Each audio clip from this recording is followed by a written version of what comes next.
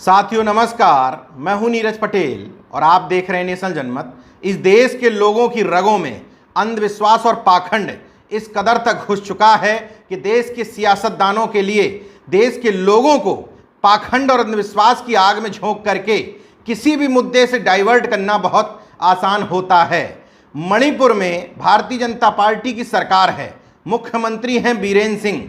वहाँ एक बार फिर से पत्रकार किशोर चंद्र बांगखेम और एक राजनीतिक कार्यकर्ता एरेंड्रो लिचोम्बाम को गिरफ्तार कर लिया गया है।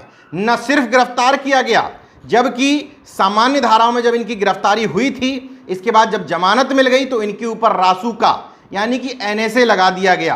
अब सोचने की बात यह है कि आखिर इन्होंने ऐसा क्या कह दिया, ऐसा क्या कर दिया, ऐसा कौन सा गुनाह कर दिया जो इनके ऊपर रासुका लगाई गई हो। इसका सीधा सा उत्तर यह है कि रासुका इसलिए लगाई गई क्योंकि इन लोगों ने फेसबुक पर जो लिखा था, न सिर्फ संविधान उसकी इजाज़त देता है, बल्कि संविधान देश के नागरिकों से ही अपेक्षा करता है आर्टिकल 51A के जा के तहत कि इस देश के नागरिक वैज्ञानिक दृष्टिकोण, मानववाद, ज्ञानार्जन तथा सुधार की भावना का विकास करेंगे। न सिर्फ नागरिकों से संविधान यह अपेक्षा करता है, बल्कि देश की सरकारों से भी अपेक्षा करता है। अब सवाल ये उठता है कि आखिर इन दोनों ने फेसबुक पर लिख क्या दिया था।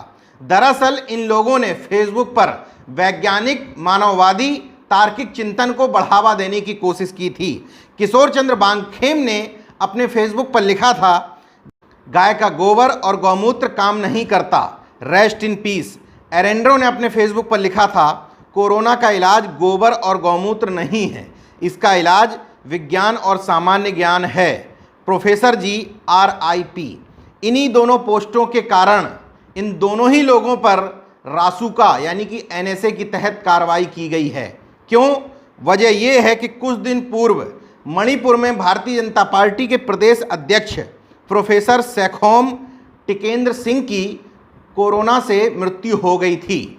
इसी बात को लेकर के ये माना गया कि ये दोनों कमेंट जो RIP बाद में लिखा गया है वो प्रोफेसर साहब की मृत्यु का मजाक बनाया गया है। ऐसा हो भी सकता है, लेकिन कानून संकेतों के हिसाब से कतई नहीं चलता है। इन दोनों के लिखावट को आप नैतिकता के तराजू पर तो गलत कह सकते हैं कि किसी व्यक्ति का निधन हो गया, उसके ऊपर इस तरीके से कमेंट ना किए जाएं, लेकिन न कोई नाम लिखा गया है, न किसी व्यक्ति पर सीधे सीधे टिप्पणी की गई है। इसलिए संकेतों पर रासुका लगा देना कतई उचित नहीं है। आप नैतिक तौर पर उनको गलत ठहराते, लेकिन कानूनी तौर पर इनका लेखन संविधान को सपोर्ट करता है, संविधान का विरोध कतई नहीं करता है। किशोर चंद्र बांगखेम के साथ ऐसा पहली बार नहीं हुआ है। इससे पहले भी उनके ऊपर रासुका लगा दी गई थी क्योंकि उन्होंने मुख्यमंत्री से सोशल मीडिया पर कुछ सवाल कर लिए थे। उस समय वो 133 दिन जेल में रहे थे। हालांकि हाईकोर्ट ने ये माना था कि उनके ऊपर NSA के तहत गलत ढंग से कार्रवाई की गई है। एरेंड्रो को भी इससे पहले गिरफ्तार किया जा चुका है। एरेंड्रो वही शख्स हैं जिन्होंने People's Resurgence and Justice Alliance नामक एक पार्टी का गठन किया था। इसी दल से 2017 में मणिपुर विधानसभा के चुनाव में इरोम शर्मिला चुनाव लड़ी थीं। इरोम के चुनाव का परिणाम ये बताता है कि आज भी इस देश के लोग और कितने दकियानूसी हैं। इरोम शर्मिला एक कानून को लेकर के 16 साल तक भूख हड़ताल पर रहीं, लेकिन उसका नतीजा उनको ये मिला कि महज 90 वोट मिले। इसी वजह से न सिर्फ उन्होंने राजनीति से बल्कि मणिपुर से ही दूरी बना ली। भारतीय जनता पार्टी के मणिपुर के प्रवक्ता कहते हैं कि इन दोनों लोगों की शायद दिमागी हालत ठीक नहीं है, इसलिए इन लोगों पर रासुका लगवाई गई है ताकि ये निचली अदालतों से जमानत लेकर के जल्दी छूट ना सकें। तो कानून आपके घर की बपौती नहीं है जो आपके हिसाब से चलेगा। अगर उन्होंने संवैधानिक तौर पर या IPC की धाराओं के तौर पर गलती की होगी तो निश्चित तौर पर उनको इसकी सज़ा मिलनी चाहिए थी, लेकिन फेसबुक पर इस तरीके से सांकेतिक तौर पर लिखना रासुका के दृष्टि से कतई उचित नहीं है।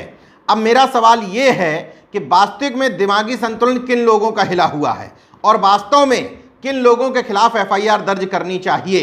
किशोर चंद्र बांगखेम, एरेंड्रो जैसे लोगों के खिलाफ जो देश में वैज्ञानिक चिंतन को डेवलप कर रहे हैं, या ऐसे लोगों के खिलाफ जो देश को दकियानूसी बातों में ढकेलते हुए उनको बीमारियों की तरफ ले जा रहे हैं।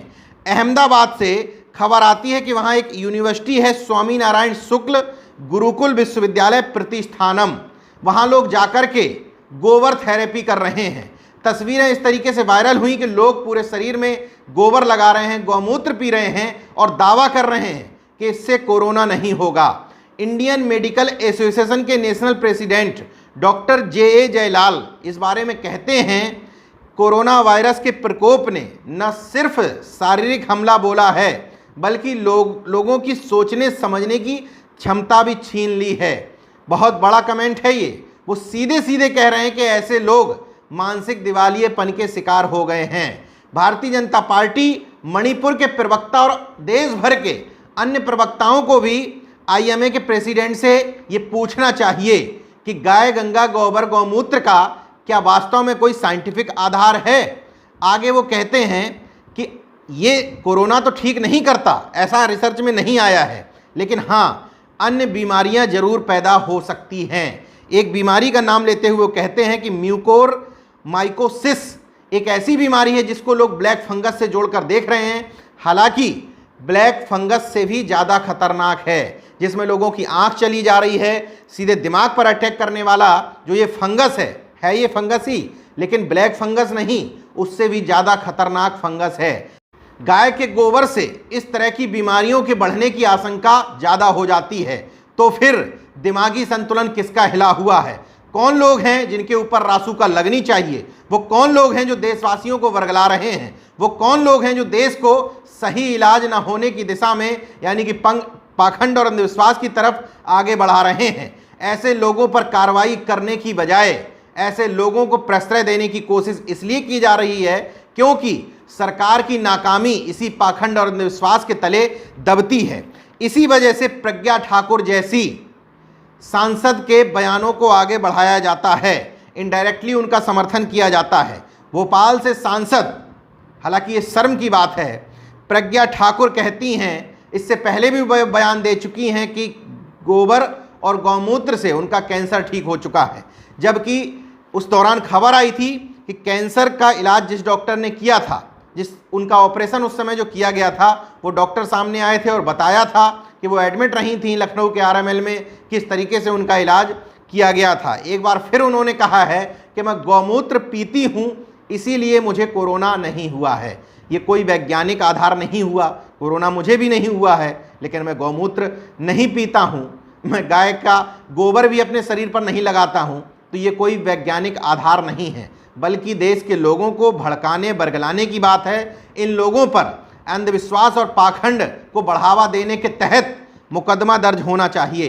प्रज्ञा ठाकुर का समर्थन करते हुए मध्य प्रदेश की पर्यटन संस्कृति विकास मंत्री उषा ठाकुर, जो कुछ दिन पहले कह रही थीं कि कंडे को अगर जलाएंगे और उससे हवन करेंगे तो कोरोना नहीं होगा, अब वो प्रज्ञा ठाकुर का समर्थन करते हुए कह रही हैं कि बिल्कुल ठीक कह रही हैं प्रज्ञा ठाकुर, न सिर्फ कोरोना होगा बल्कि कैंसर भी ठीक हो जाएगा अगर गौमूत्र और गाय के गोबर का सेवन किया जाएगा।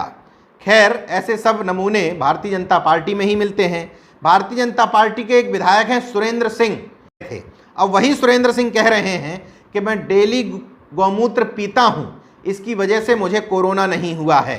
देश में महामारी के समय में सीधे सीधे गौमूत्र को कोरोना से ये लोग जोड़ रहे हैं, इन लोगों पर कार्रवाई क्यों नहीं की जा रही है? तस्वीरें सामने आने के बाद भी उस अहमदाबाद के विश्वविद्यालय पर कार्रवाई क्यों नहीं हो रही है? जो लोग गोबर को अपने शरीर पर लपेट करके देशवासियों को भ्रमित करने की कोशिश कर रहे हैं, उन लोगों के ऊपर अफवाह फैलाने के आरोप में या अन्य धाराओं में कार्रवाई क्यों नहीं हो रही है? जबकि संविधान और आईपीसी की धाराएं कहती हैं कि पाखंड और अंधविश्वास को बढ़ावा देने वालों के खिलाफ इन धाराओं में कार्रवाई की जा सकती है। तो सवाल फिर से वही है कि किशोर चंद्र बांखेम जैसे और एरेंड्रो जैसे सामाजिक कार्यकर्ताओं के ऊपर आप रासुका लगा देते हैं जो देश में वैज्ञानिक चिंतन को बढ़ावा देने की कोशिश कर रहे हैं। दूसरी तरफ जो लोग देश को दकियानूसी, अंधविश्वास, पाखंडपूर्ण और यहाँ तक कि उनकी जान जोखिम में डाल रहे हैं, इस तरह के बयान दे करके उनके ऊपर आप कोई कार्रवाई नहीं कर रहे हैं। इसलिए बार बार ये आरोप सही होता प्रतीत होता है कि वास्तव में इस सरकार के एजेंडे में है कि देश के लोगों को अंधविश्वास पाखंड में उलझाए रखो, उनको मूर्ख बनाए रखो, ताकि वो अव्यवस्थाओं, बदइंतजामी, अस्पताल, अच्छी शिक्षा, रोजगार की बात ही ना कर सकें। देखते रहिए नेशन जनमत, जागरूक और सजग बने रहिए। जय विज्ञान, जय संविधान, जय लोकतंत्र। धन्यवाद दोस्तों। अगर आपने मेरा YouTube चैनल सब्सक्राइब नहीं किया तो प्लीज़ सब्सक्राइब कर लें और उस बेल आइकन पर जरूर क्लिक करें, जिससे जो मेरे न्यू वीडियो हैं वो आप देख